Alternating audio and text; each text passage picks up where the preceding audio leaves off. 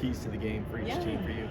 Yeah, so I think for Georgia, it's just more of the same. I mean, they've been so solid, and obviously people talk about sometimes the lack of explosive plays for them and things like that, and just maybe having more success in the red zone. But I think we're nitpicking a team that is obviously deserving of the #1 ranking. So it's staying the course, which is hard to do, especially against an opponent like LSU.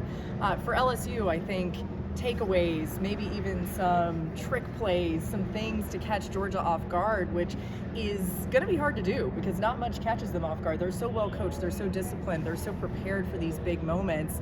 And along those lines for LSU, my other key would be just don't get too out of whack because of the moment. I mean, this is huge, and we all know this having covered this game, but it's one of these games that feels almost like a college football playoff game, no matter what the implications are. And so I think the stage can be really big, and LSU needs to not get too wrapped up in that for sure. Laura, yeah, go ahead, sir. What do you need to see from Stetson Bennett in this game? The last couple weeks he's been, I guess it's all relative, but a little bit shakier than maybe he looked to start the season.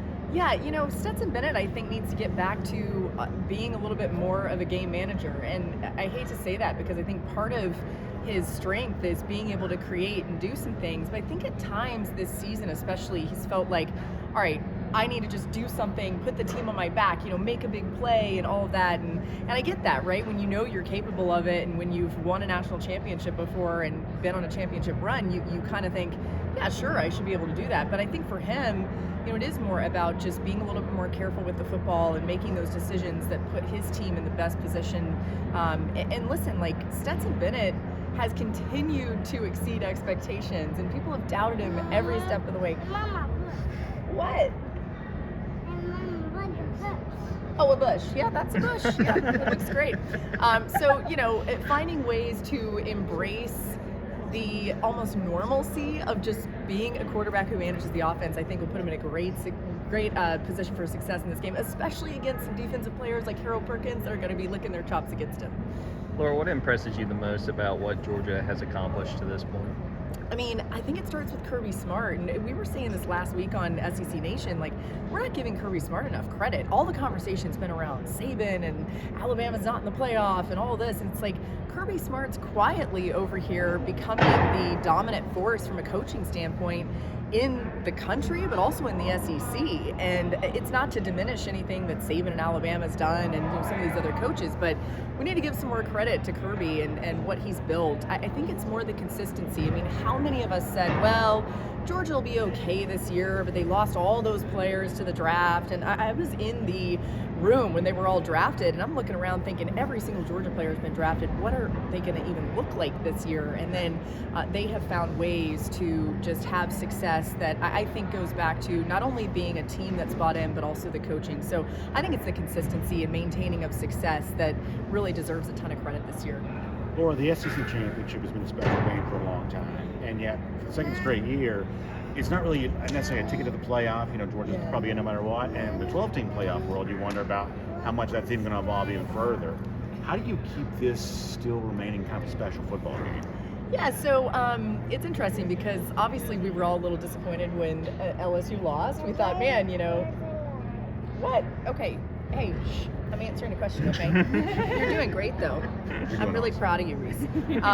So, obviously there would be more luster to it, right, if LSU was still in the mix. But I still think there's something amazing about winning an SEC championship. And I was even just looking over some of the numbers where Georgia ranks against other teams when it comes to winning this game.